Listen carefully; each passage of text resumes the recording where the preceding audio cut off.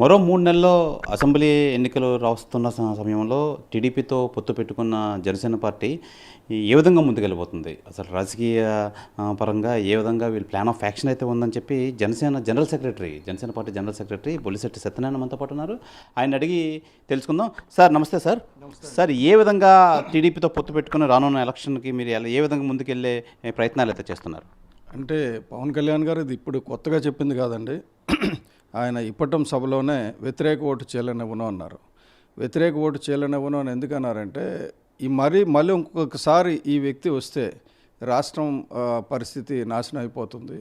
ఎందుకంటే ఆయన ఏదో పథకాలు ఇస్తున్నాడు అన్నీ చెప్తున్నారు, కానీ విపరీతంగా అప్పులు చేసేసి, విపరీతంగా సహజ వనరులు దోచేసి, విపరీతంగా అరాచకాలు చేసి, అసలు ప్రజాస్వామ్యం అంటే మనం ఎన్నికల్లోనే చూసాం. నిజంగా చిత్తశుద్ధితో వీళ్ళు ఎన్నికలకు వెళ్ళి ఉంటే వీళ్ళకి ఒక సీట్ వచ్చేది కాదు, 151 కాదు కదా, కనీసం ఒక్క సీట్ వచ్చేది కాదు. కేవలం దౌర్జన్యం, అరాచకం, అధర్మం ఇవి పెట్టుకొనే వాళ్ళు ఎదిగారు. కాబట్టి పవన్ కళ్యాణ్ గారు ఒక స్టెప్ తగ్గి ఆయనే మనం పొత్తుకు వెళ్తున్నామని ఎందుకు అనౌన్స్ చేయాల్సి వచ్చిందంటే, ఇది ట్రయాంగిల్ పోటీలో ఎక్కడో దగ్గర 1000 ఓట్ల తేడాతో, 200 ఓట్ల తేడాతో, 500 ఓట్ల తేడాతో మనం ఓడిపోవడం కూడా జరుగుతుంది చాలా దిక్కుల. బెనిఫిట్ మళ్ళీ జగన్కి వస్తుంది.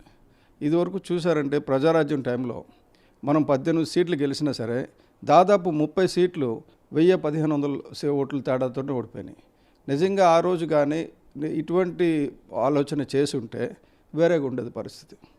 అయితే ఇప్పుడు కళ్యాణ్ గారు చేసింది ఏంటంటే, ఈ పొత్తు నార్మల్గా ప్రజలందరూ కూడా అంటే పొలిటికల్ పార్టీస్ అన్నీ చేసేది ఏంటంటే, రాజకీయ పార్టీలు పొత్తులు ఎత్తులు అన్నీ ఉంటాయి, కానీ ఈయన ఆ పద్ధతిలో కాకుండా ప్రజాస్వామ్యాన్ని పరిరక్షించాలి, స్వార్థం కొద్దిగా పక్కన పెట్టి ముందుకు వెళ్ళాలి అనేది ఒక కొత్త తరహా పొత్తు తీసుకొచ్చారండి.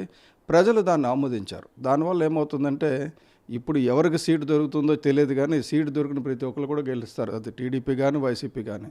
అయితే ఓటు ట్రాన్స్ఫర్ విషయం గురించి చంద్రబాబు నాయుడు గారు మన పవన్ కళ్యాణ్ గారు కలిసి కూర్చొని ఎలాగ మీ ఓటు మాకు ఎలాగ ట్రాన్స్ఫర్ అవుతుంది, మా ఓటు మీకు ఎలాగ ట్రాన్స్ఫర్ అవుతుంది అన్న దాని మీద ఎక్సర్సైజ్ జరుగుతుంది.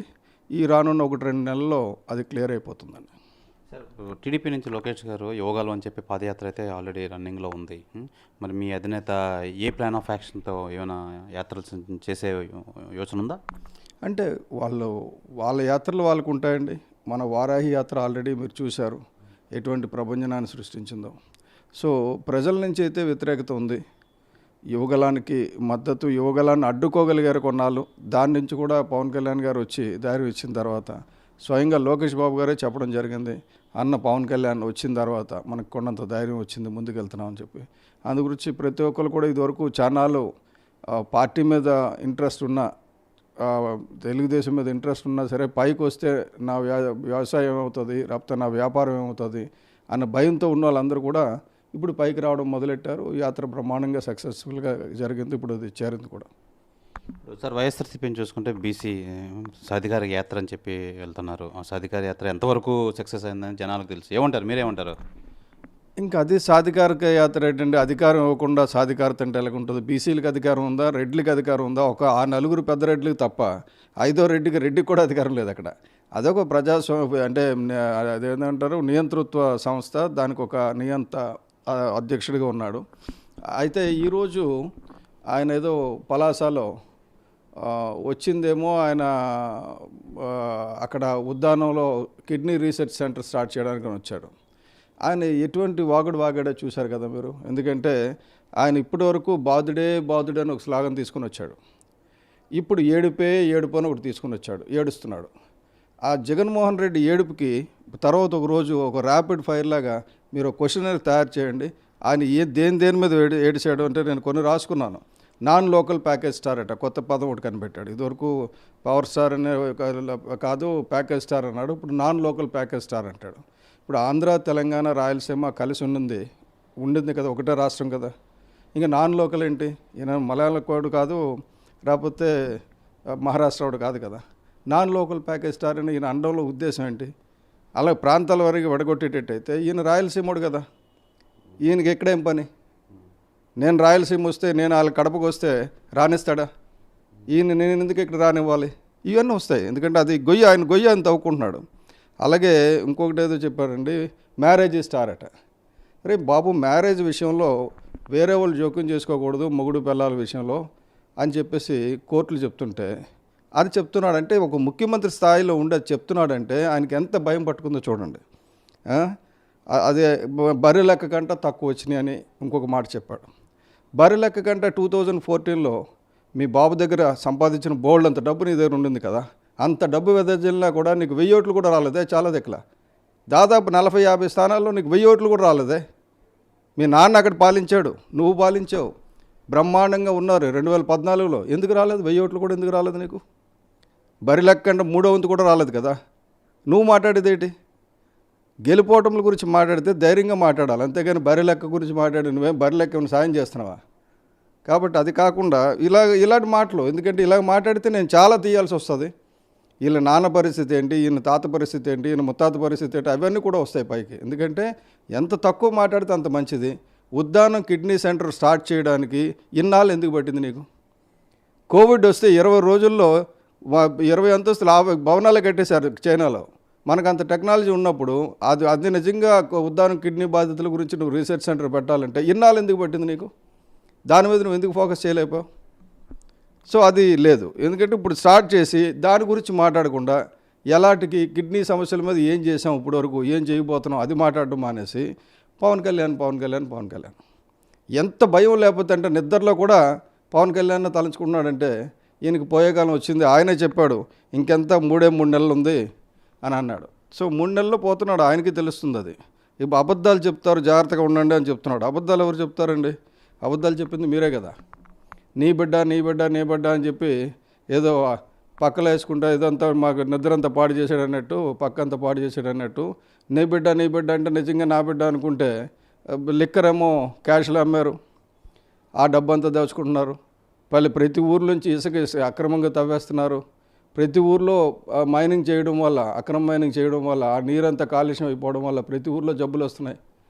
నువ్వు ఒంగోలులో కిడ్నీ సమస్య ఉంది, ఇవాళ కళ్యాణ్ గారు మాట్లాడారు.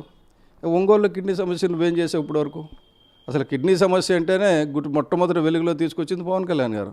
దాని గురించి మీరంతా మాట్లాడుతున్నారు. క్యాన్సర్ గడ్డలు 3 నెలల లోపల అన్నీ పంపించేస్తాను, అన్నింటినీ పైకి తీసేస్తాం, మొత్తం అన్ని గడ్డల్ని ఊడితే సవతలు పారేస్తూ ఉన్నారు. మీ ఊర్లో మబ్బు చింతపల్లి, కన్నంపల్లి, భూమయ్యరాజు గారి పల్లి, కే కొట్టాల అక్కడ గడ్డలతో బాధపడుతున్నారు. వాళ్ళకి మంచినీళ్ళు ఇచ్చి మాట్లాడు. నీకు 40 సంవత్సరాల జీవితాన్ని ఇచ్చిన మీ పులివెందుల కాన్స్టిట్యున్సీలో మంచినీళ్ళు లేవు, దాని గురించి మాట్లాడు నువ్వు. అక్కడ పెట్టుకుందాం డిబేట్. ఎవడైనా సరే మీ సజ్జల రామకృష్ణారెడ్డి వస్తాడో ఇంకెవరిని పంపిస్తారో పంపించండి, ఓపెన్గా ఒక లైవ్ డిబేట్ పెట్టుకుందాం. ఏ సబ్జెక్ట్ మీదైనా, ఏ సబ్జెక్టులోనైనా మీరు కరెక్ట్గా చేశారని చెప్పండి, మేము రాజకీయాల నుంచి శాశ్వతంగా తప్పుకుంటాం. ఒక్క సబ్జెక్ట్ మీరు కరెక్ట్గా లేదు.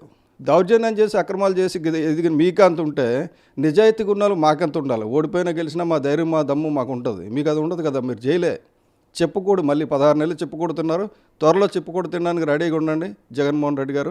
మీకు ప్రజలు ప్రభుత్వం రెండు కూడా చెప్పుకోడు తినిపిస్తాయని చెప్పి మీకు ఆర్టీవీ ద్వారా తెలియజేసుకుంటున్నాను. Thank you sir. ఇప్పుడు ప్రధానంగా వైఎస్ఆర్సీపీ నాయకులు కానీ మంత్రులు కానీ ఎక్కడైనా తెలంగాణ ఎలక్షన్తో పోలుస్తున్నారు.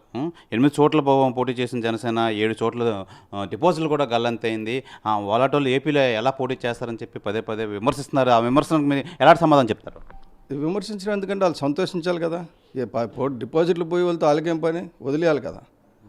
కానీ అది కాదే. అక్కడ ఎందుకు వదలలేదంటే జనసేన పార్టీ అక్కడ తెలంగాణలో లేదు, ఒక పార్టీ ఆఫీసు లేదు, వ్యవస్థ నిర్మాణం లేదు, ఎక్కడ ఉద్యమాలు మేము చేయలేదు, ఏమి చేయలేదు.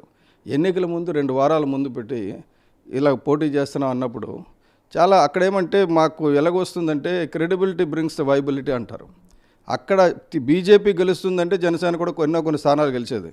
అయితే ప్రభుత్వ వ్యతిరేక ఓటు అక్కడ కవితను అరెస్ట్ చేయలేదు కాబట్టి, లేకపోతే బండి సంజయ్ని మార్చారని ఇలా రకరకాలుగా పెట్టి అటు బీజేపీకి అది దెబ్బపడింది, మాకు దెబ్బపడింది. అంతే తప్ప అది ప్రామాణికం కాదండి. ఎందుకంటే తెలంగాణలో జనసేన లేనే లేదు, తెలంగాణలో జనసేన లేదు. ఇక్కడ ఇప్పుడు అలాగ అనుకునే ఊరుకోమనండి, వాళ్ళని చూపిద్దాం, దానికే ఉంది.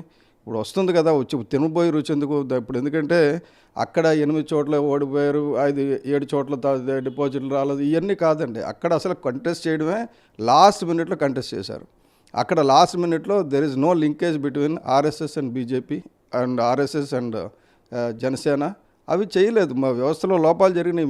We know that what has happened. అన్నిటికంటే ఇంపార్టెంట్ ఏంటంటే అక్కడ ఆర్ఎస్ఎస్ వాళ్ళకి కూడా కోపం వచ్చింది. బీజేపీ నాయకత్వం మార్చారు, ఇది చేశారు, అది చేశారని ఎవరి బాధల్లో వాళ్ళు ఉన్నారు. అది లాస్ట్ మినిట్లో ఒక్కొక్కసారి ఎక్స్పెరిమెంట్ అలా జరుగుతుంటుంది. ఎందుకంటే బీజేపీ 4 స్టేట్లు గెలిచేది. అలాగే నిజంగా కానీ బండి సంజయ్ గారిని అక్కడే వదిలేసి అలాగ వదిలేసి ఉంటే 4 స్టేట్లు గెలిచేది బీజేపీ. కాంగ్రెస్ అసలు వచ్చేదే కాదు, తుడిచిపెట్టుకుపోయేది. అది మాట్లాడడం మానేసి 3 చోట్ల బీజేపీ గెలిచింది, దాని గురించి మాట్లాడరు. ఒక్క దగ్గర ఓడిపోతే మిగతా 3 చోట్ల గెలిచింది కదా.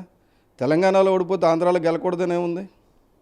సో కాబట్టి జగన్మోహన్ రెడ్డి గారికి టైం దగ్గర అయిందండి, 3 నెలలు. అందుగురించేనే అసలు నిజంగా ఆయనకి భయం లేకపోతే జనసేన పార్టీ అని ఒకటి ఉంది కానీ పవన్ కళ్యాణ్ గారి గురించి కానీ ఎందుకు మాట్లాడతారండి? ఆయన నోరిప్పితే అసలు కళ్ళు తెరిస్తే పవన్ కళ్యాణ్ కనబడుతున్నాడు ఆయనకి. అది కాబట్టి త్వరలో తెలిసిపోతుంది. ఎందుకంటే ప్రజలు ఆల్రెడీ డిసైడ్ అయిపోయారు. ఎప్పుడు ఎలక్షన్స్ జరిగినా సరే జనసేన టీడీపీకి పట్టం కట్టడానికి రెడీ అయిపోయారు. ఎందుకంటే జనసేన టీడీపీ వాళ్ళు ఏమంటే గ్యారంటీగా గెలుస్తామన్న నమ్మకం అందరిలో వచ్చేసింది. ఇదివరకు ఇట్లా కాదు. Thank you sir. ప్రధానంగా ఫైనల్గా ఒక క్వశ్చను, మీ అధినాయకులు ఎక్కడి నుంచి పోటీ చేస్తున్నారు? మీ సీట్లు అవి ఖరారయ్యాయి, ఇంకా టీడీపీతో ఏమైనా డిస్కషన్ అయ్యిందా? లేదండి, ఆ విషయాలు ఏమున్నా సరే మాకు ఒక అడ్వాంటేజ్ ఏంటంటే ఏ రోజు డిసైడ్ అయితే ఆ రోజే మీకు మీడియాలో వచ్చేస్తాయండి, కళ్యాణ్ గారు చెప్పేస్తారు. ఈ లోపల మిగతా అన్ని వంటకాలని నమ్మకండి. ఎందుకంటే ఎవరి ఇష్టం వచ్చిన కూరలు వాళ్ళు వండుతుంటారు. వదిలేసేయండి. బ్రహ్మాండంగా ఈ టీడీపీ జనసేన జోడి బ్రహ్మాండంగా ఉంటుంది, మంచిగా ముందుకెళ్తుంది. గ్యారంటీగా గెలిచి అధికారంలో ఉంటున్నాం. పవన్ కళ్యాణ్ గారు చెప్పింది ఏంటంటే ఈసారి పైనుంచి మద్దతు కాదు, మనం అధికారంలో ఉంటున్నాం. గతంలో జరిగిన పొరపాట్లు ఇక మీద జరగకుండా చూస్తాం. ఇది పవన్ కళ్యాణ్ గారు ఇచ్చింది. ఇంకొక 10 రోజుల్లో ఆ ఉమ్మడి హామీ పత్రం కూడా వస్తే మీకు అంతా క్లియర్గా ఉంటుందండి. Thank you sir. ఇది ప్రధానంగా జనసేన జనరల్ సెక్రటరీ బొలిశెట్టి సత్యనారాయణ గారు చెప్తున్నారు. ప్రధానంగా మరో 3 నెలల్లో అయితే మేము కంపల్సరీగా విజయం సాధిస్తాం రానున్న ఎన్నికల్లో. ఈసారి పకడ్బందీగా వచ్చి మేము పక్కాగా ఏర్పాట్లు చేసుకుని విజయం సాధించడం అయితే తథ్యం. వైఎస్ఆర్సీపీ అయితే మటుకు ఈసారి కంపల్సరీగా ఓటమి పాలవుతుంది. ఆ మోనార్కిజం అదంతా మొత్తం పోయి ఈ టీడీపీ జనసేన బలపడి కంపల్సరీగా మేము విజయం సాధిస్తామని చెప్పి చాలా ఆశాభావం వ్యక్తం చేస్తున్నారు. ఇది ఇక్కడ పరిస్థితి. కెమెరామెన్ సుధాకర్తో శివరామకృష్ణ, RTV, విశాఖపట్నం నుంచి. మరిన్ని వీడియోస్ కోసం ఛానల్ ని సబ్స్క్రైబ్ చేయండి. లేటెస్ట్ అప్డేట్స్ కోసం వాట్సాప్ ఛానల్ ని ఫాలో చేయండి. అండ్ లింక్ డిస్క్రిప్షన్ లో ఉంది.